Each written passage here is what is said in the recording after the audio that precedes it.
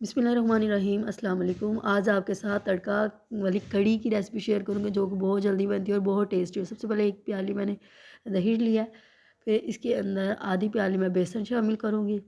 फिर हम इसको अच्छे तरीके से मिक्स करेंगे ताकि गुठलियाँ ना बने। फिर इसके अंदर 1 चम्मच भर के हल्दी, ये थोड़ा सा नमक और 1 चम्मच भर के इसमें सुरख मिर्च शामिल की जाएगी। ठीक है, सब अब इस सारे मसाले को हमने अच्छे तरीके से मिक्स करना है ताकि कोई भी इसमें गुठली ना रहे। फिर इसके अंदर हमने पानी शामिल करना है। ठीक है, पानी शामिल जितनी आपको कड़ी की क्वांटिटी चाहिए उस लिहाज से हमने इसके अंदर पानी शामिल किया।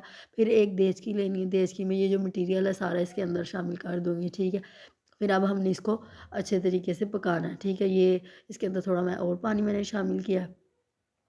ठीक है, ये इसके अंदर पानी चला गया, तो अब हम इसको पकाएंगे। ठीक है, ये तकरीबन कड़ी को पकाने के लिए अगर आप हल्की आंच पे इसको 2 घंटे के लिए पकाएं तो बहुत टेस्टी बनती है, लेकिन इस तरह से बनाएं तो बहुत जल्दी से तकरीबन बन जाती है, तकरीबन 1 घंटे में तैयार हो जाती है।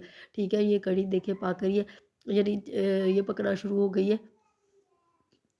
जब इसके ऊपर बबल्स आना शुरू हो जाए तो इसका मतलब है कि इधर आपने इसकी आंच जो है ना वो हल्की कर देनी है ताकि ये हल्की आंच पे पकती रहे।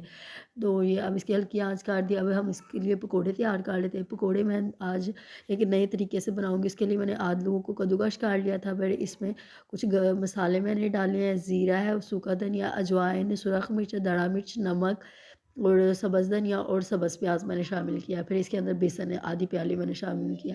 ठीक है, इसके अंदर पानी डालने की ज़रूरत नहीं है क्योंकि आलूओं ने पानी खुद ही छोड़ देना है। ठीक है, और इसके अंदर थोड़ा सा मैंने मीठा सोडा भी ऐड किया, इससे पकोड़े बहुत सॉफ्ट बनेंगे। ये इसको बॉल की शक्ल में हमने इन पकोड़ों को हमने तैयार करना है, तो वो इसकी जैसे फुल्कियाँ टाइप बन जाएंगे। ठीक है, ऑयल गर्म होने पर हम इसके छोटी छोटी फुल्कियाँ बना लेंगे। तो ये देखिए माशाल्लाह से हमारी इस तरह से तैयार होगी। आप इस तरीके से बनाएं, आप ये पकोड़े इतने मज़े के बनते हैं। आप इस तरह भी खा, चटनी के साथ भी खा सकते हैं इसको, कड़ी में भी बना के डालें तो बहुत टेस्टी बनते हैं। ठीक है, ये हमारे हो गए थे पकोड़े तैयार। तो अब हम कड़ी को भी चेक कर लेते हैं, कड़ी हमारी कहाँ तक पहुँची है। तो कड़ी जो है ना ये देखिए ये पक रही है। हमने चावलों के साथ बनाई तो इसको थोड़ा पतला रखना है।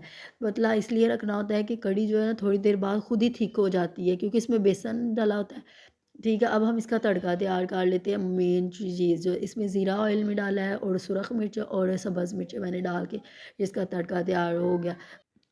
मैं उम्मीद है आज की रेसिपी आपको अच्छी लगी होगी। अगर अच्छी लगी है तो इसको लाइक शेयर कमेंट ज़रूर करें। अल्लाह हाफ़िज़।